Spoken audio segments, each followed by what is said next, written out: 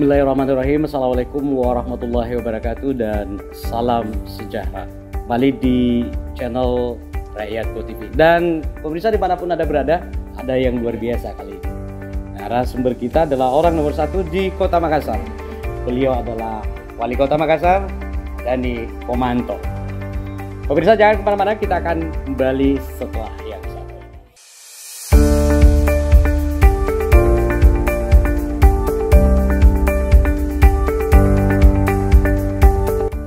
Pemirsa Rakyatku TV, dimanapun Anda berada, luar biasa.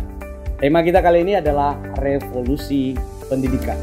Sebuah smart ID yang ditelurkan oleh pemerintah Dani Fatma. Seperti apa itu? Kita langsung sapa Pak Wali Kota Makassar. Apa kabar Pak Dani? Alhamdulillah baik. Assalamualaikum warahmatullahi wabarakatuh. Oke, Pak Dani. Apa sih dasar yang kemudian memunculkan ide revolusi pendidikan? Jadi revolusi pendidikan itu tidak berdiri sendiri. Jadi revolusi pendidikan semua harus sekolah. Kata kunci yang menjadi penuntas dari revolusi pendidikan. Jadi bukan hanya sekadar revolusi pendidikan berdiri sendiri, tapi semua harus sekolah. Kenapa hal itu muncul? Karena dalam data terbaca jelas bahwa kalau kita dalam pendekatan jumlah anak didik peserta PAUD tamatan PAUD itu bisa tercover oleh seluruh SD. Jadi 100% tercover, tidak ada yang loose di situ atau yang hilang. Tetapi di SMP dia hanya menampung setengahnya. Betul. Berarti kerawanan yang ada pada SD dan SMP. Tapi kalau kita lihat dalam data BPS, jumlah anak sekolah, jumlah anak dengan usia sekolah, maka kemungkinan dengan ketersediaan bangku sekolah SD dan SMP akan memberikan sebuah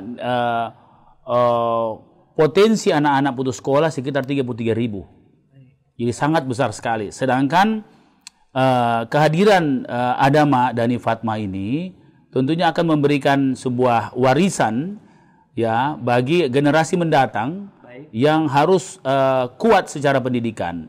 Sehingga semua harus sekolah adalah sebuah target bahwa mendekati 100% orang anak-anak kita paling tidak keluar sekolah SMP yang menjadi otorisasi pemerintah kota dengan selamat dan baik. Nah, maka dengan itu dibutuhkan revolusi pendidikan. Nah, yang pertama adalah membuat program di mana SD membuat SMP, SMP membuat SD. Nah, sehingga kendala-kendala tentang zonasi SMP, ada satu kecamatan yang tidak ada SMP-nya, maka itu akan terpecahkan dengan pembuatan 9 tahun pendidikan belajar. Ya. Nah, sehingga orang masuk SD, keluarnya langsung SMP. Berarti 100% tidak ada pengangguran di antara SD dan SMP. Nah, kemudian bagaimana dengan daya tampung? Daya tampung bangku misalnya yang mengakomodir 33.000 anak usia sekolah yang tidak sekolah. Maka saya membuat hibridisasi sekolah. Hibridisasi sekolah. Pemirsa, baik. Bisa dijelaskan apa? Apa hibridisasi sekolah adalah mengkombinasikan antara pendidikan offline dan online dengan mendua kali lipatkan kapasitas sekolah.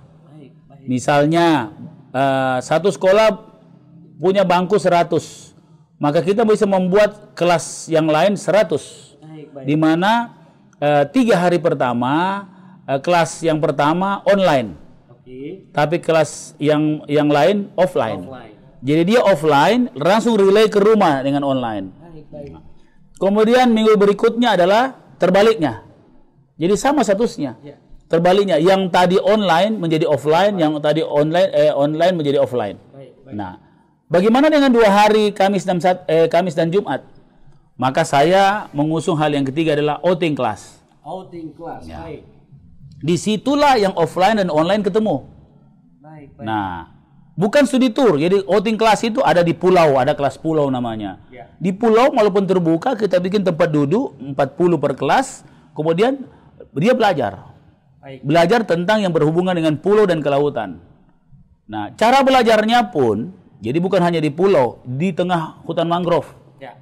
di tengah-tengah pasar, Baik. di balai kota, di DPR, di masjid, di gereja, supaya dia mengenal perbedaan. Baik. Ya, di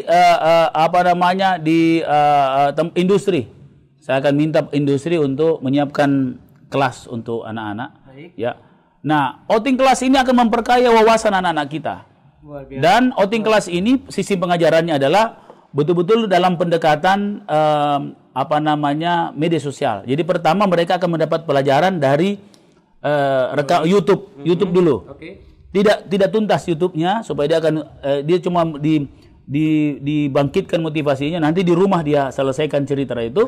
Kemudian teman-teman NGO menjelaskan, ahli-ahli misalnya lingkungan, baru gurunya menjelaskan, menyimpulkan. Luar biasa. Jadi menarik dia, lebih menarik. Nah, inilah menjadi bahagian daripada implementasi Merdeka Belajar. Baik. Nah, walaupun orang bilang Merdeka Belajar itu yang saya pahami bahwa hanya seputaran sekolah, dengan Merdeka Belajar dengan talenta yang dimerdekakan untuk menyesuaikan dengan kurikulum, tapi bagi kami bukan hanya itu, tapi kebebasan atau merdeka untuk mendapatkan wawasan dan paradigma itu juga menjadi bahagian yang lebih penting daripada sekadar untuk mendapatkan ilmunya. Paradigmanya dulu. Baik. Pada ini kita tahan dulu, pemirsa jangan kemana-mana, kita akan kembali setelah yang satu ini.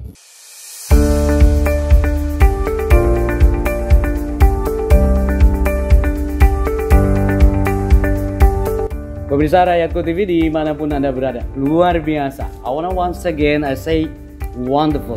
Ide yang ditelurkan Pak Wali dan Bu Wali terkait dengan revolusi pendidikan ini, di dalamnya ternyata smart education. Tapi apakah namanya betul smart education yang langsung praktis, melihat langsung di balai kota bagaimana pegawai meladeni orang misalkan, atau mungkin belajar di stadion? Kita akan mendengarkan seperti apa Pak Wali memberi nama. Apa sih namanya yang paling tepat? Karena ini menurut saya ide yang luar biasa. Pak Wali silakan. Jadi ini adalah implementasi dari Sombere and Smart Education. Sombere and Smart Education, alright. Sombere adalah sebuah nilai kultur di mana kita sendiri anak-anak itu bisa membuka hatinya lewat pendekatan budaya, keramahan, misalnya ramah lingkungan, ramah olahraga, ramah birokrat, ramah secara religius. Kenapa ramah? Karena dia dekat. Baik. Karena dia dekat. Nah, kenapa dekat? Karena dia betul-betul di tempat yang dimana tema-tema itu akan diusung. Baik. Jadi sombere itu dekat sebenarnya. Hospitality, keramahan. Baik. Ya. Dan itu naturalnya juga muncul. Nah, kemudian smart. Jadi smart adalah IT. Orang kan biasa pakai HP dalam informasi-informasi yang tidak terstruktur. Tapi kali ini kita pakai HP dalam informasi-informasi yang terstruktur. Baik. Ya, dan kita mengajarkan hanya resensinya saja. Nanti kemudian anak-anak mengeksplor sendiri supaya minatnya muncul. Ya, minatnya muncul. Jadi begitu dia masuk di dalam ruang di luar kelas dia, dengan cara mengajar bukan hanya mata dan telinga, tapi seluruh sensor bekerja untuk meresapi pendidikan itu. Selama ini pendidikan hanya bertumpu pada 2 sensor saja. Baik. Dan ini pada semua sensor, termasuk barangkali indera keenam anak-anak kita akan terasah dengan baik. Ya. Secara otomatis dimunculkan karena dia langsung bersentuhan. Langsung bersentuhan. Baik, luar biasa. Dan pemirsa memang juga saya rasakan, kita mulai dari SD begitu, SMP juga begitu, hanya begitu. Guru, habis itu kita masuk mahasiswa, dosen begitu. Ini juga berbeda Pak Wali, sama yang saya dapatkan dulu waktu di Oslo University. Lebih banyak juga interaktif dan kita diajak untuk keliling. Ya, ini saya sampaikan bahwa ini smart, really smart. Dan ini para orang tua, kepala sekolah mungkin ini penting untuk disimak, untuk kemudian di-apply nantinya. Dan boleh tahu Pak Wali, ini kapan sudah bisa di-apply? Kami akan segera merumuskan semua ide ini setelah RPJMD disetujui. Kemudian 6 bulan ini tentunya kita akan membuat rumusan-rumusan regulasinya. Baik. Kemudian kami akan tentunya minta persetujuan pemerintah pusat. Baik. Nah, karena tentunya penjabaran Merdeka Belajar yang kami tangkap dengan sistem yang diterapkan oleh Mas Menteri dengan open mind begini, saya kira ide ini akan memberikan perkayaan sistem pendidikan di Indonesia. Korelasinya juga sangat kuat saya lihat. Iya, benar sekali. Misalnya nanti anak-anak ada kelasnya Bala Lumpua, dia akan mengenal bagaimana budaya Bugis Makassar. Nanti ada kelas di atas pinisi misalnya. Jadi anak-anak itu punya kekayaan, ya tiap minggu dia punya kekayaan perbendaharaan yang besar. Karena itulah satu-satunya kita bisa melawan informasi yang ada di handphone, yang kadang-kadang informasi yang tidak terstruktur, dan kadang-kadang menyesatkan anak-anak. Dengan pendekatan seperti itu, dia mengklarifikasi fakta dan sejarah yang fakta dan narasi yang dia lihat di handphone ini. Ya, deskripsi-deskripsi yang dia lihat atau literasi-literasi yang dia lihat, dia akan uji dalam diksi-diksi yang nyata dalam skala 1:1 yang kan selama ini kan mereka cuma mau melihat di skala kira-kira 1/10 dari bahkan 1/100 dari apa yang dilihat gambar. Tapi lain kalau memang anak-anak di real situation, kemudian fakta, tidak berdasarkan hoax misalnya di atas pinisi. Kemudian kita bicara tentang bagaimana kebesaran kerajaan Makassar, Goa Makassar menaklukkan beberapa tempat di seluruh dunia dengan menggunakan pinisi, bagaimana rumah Toraja dan arsitekturnya yang paling aneh dan komplit di dunia misalnya. Ya. Nah, saya kira ini menjadi hal yang sangat menarik ya. Luar biasa, idenya luar biasa menurut saya. Dan saya pikir ini nih menuju modern ya. Kita sudah jenuh dengan sistem pendidikan lama kita yang dari guru dosen kita hanya menerima, habis itu kita lupa. Tapi ini langsung kita praktek, anak-anak langsung melihat apa yang disampaikan wali, luar biasa. Dan bukan hanya mengisi otak, mengisi hati. Baik, ya. Luar biasa. Sumber itu hati. Baik, sumber hati. Pemirsa jangan kemana-mana, kita akan kembali setelah yang satu ini.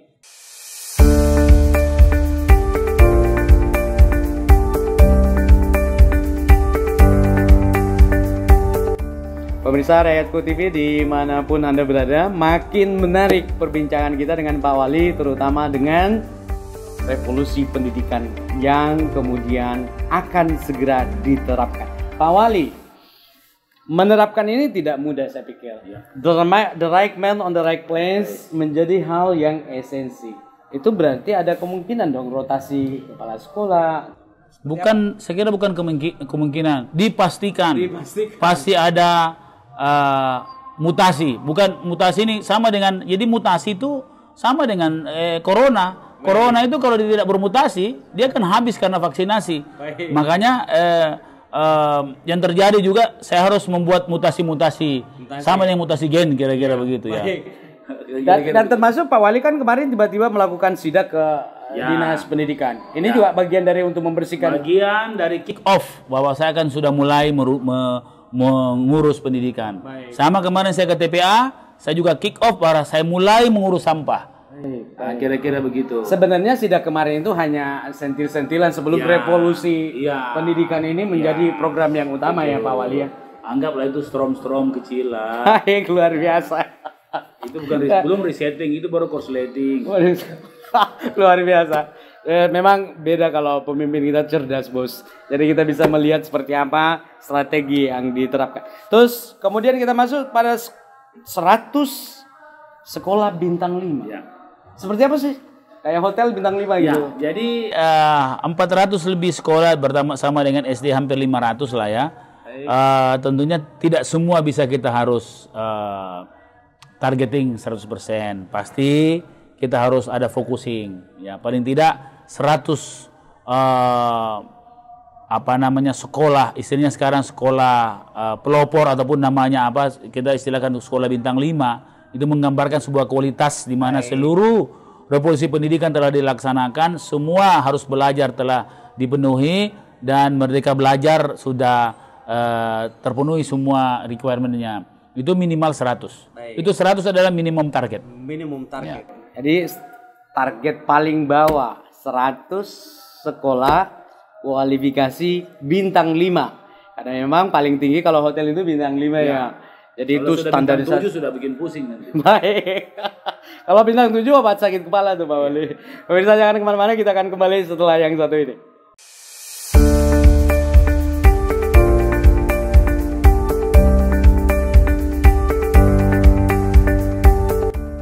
Pemirsa Rakyatku TV dimanapun Anda berada, sangat luar biasa. Banyak yang baru yang kita bahas kali ini. Termasuk yang ini. Kita akan mempertanyakan ke Pak Wali soal kapan sih sebenarnya anak-anak sudah bisa sekolah.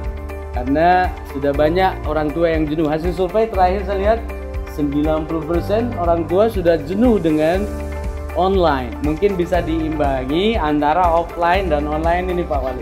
Abe, silakan. Jadi memang yang saya pernah tahu bahwa bulan Juli adalah batas awal kita akan tatap muka sesuai dengan keputusan pemerintah pusat. Baik. Maka dengan itu persiapan-persiapan dilakukan oleh pemerintah daerah termasuk Kota Makassar.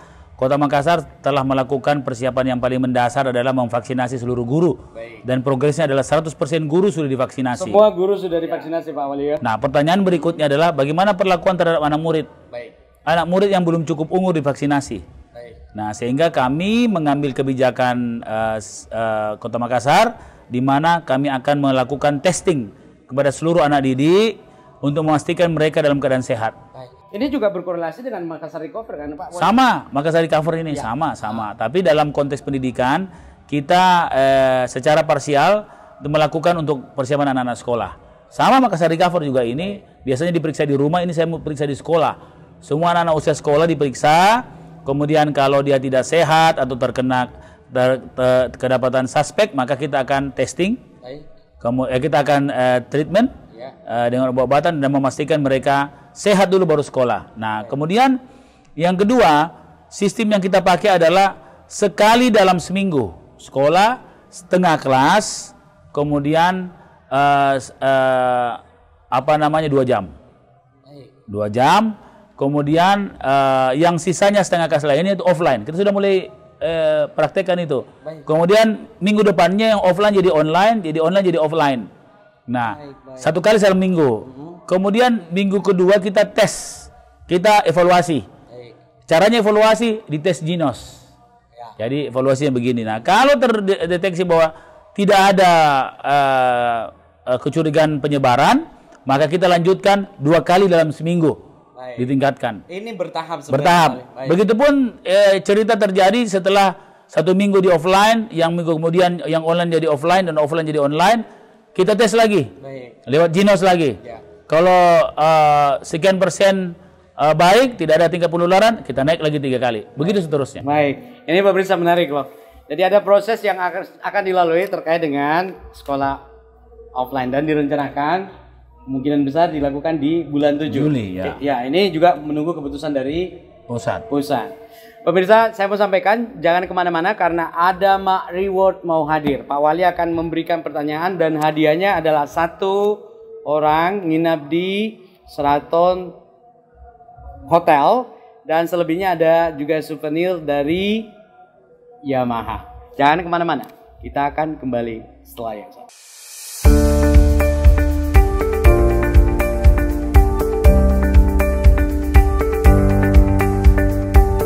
Pemirsa Rakyatku TV dimanapun Anda berada, masih bersama Wali Kota Makassar, Pak Dhani Pomanto. Pak Dhani, gilirannya Bapak untuk memberikan pertanyaan Adama Reward.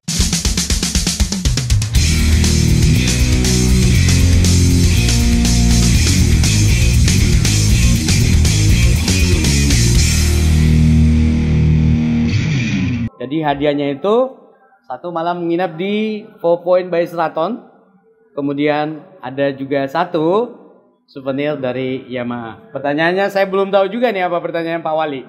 Jujur, Pak Wali silakan pertanyaannya. Seluruh penonton Rakyatku TV, izinkan saya memberikan pertanyaan sesuai dengan apa konteks hari ini. Silahkan direkam atau dicatat. Sebutkan salah satu dari revolusi pendidikan, 18 revolusi pendidikan pada saat saya periode pertama. Salah satu aja dari 18 revolusi pendidikan. Terima kasih. Di periode pertamanya ya. Di periode pertama. Baik, luar biasa. Nah, pemirsa tolong dijawab di komen dan nanti tim akan mengevaluasi yang benar akan diundi dan kemudian nantinya Anda berhak untuk menginap terus ada souvenir. Pak Wali, yang terakhir barangkali Pak ada harapan yang ingin disampaikan terutama ke masyarakat Makassar terkait dengan revolusi pendidikan. please. Jadi 5 tahun yang lalu salah satu program atau dinas yang tidak saya kerjakan secara tuntas adalah pendidikan. Baik. Maka utang moral seperti itu sehingga saya mengendahulukan pendidikan menjadi bahagian yang saya harus pimpin sendiri. Baik. Apalagi ini periode kedua saya, sehingga saya ingin tugas-tugas kelanjutan generasi yang kuat bagi Kota Makassar dan Indonesia menjadi tugas-tugas saya di pendidikan. Sehingga lahirlah hibridisasi pendidikan, lahirlah outing class, lahirlah 9 tahun SD buat SMP, SMP buat SD, dan saya kira inilah bagian daripada usaha-usaha kami untuk bagaimana melanjutkan generasi yang kuat. Kami memiliki tugas peradaban, salah satunya adalah bagaimana mengisi anak-anak kita agar menjadi smart milenial yang kemudian bisa melanjutkan usaha-usaha kita semua dalam kualitas yang jauh lebih baik, menjaga kota ini, menjaga Sulawesi Selatan, dan menjaga Indonesia. Luar biasa, luar biasa. Pak Wali, once more thank you so much. You're welcome. Kita diterima untuk wawancara di kediaman Pak Wali di Jalan Amirullah. Dan pemandangannya enak karena ada kolam di belakang. Pemirsa, saya Subhan Yusuf. Terima kasih banyak. Sampai jumpa. Assalamualaikum warahmatullahi wabarakatuh dan salam sejahtera.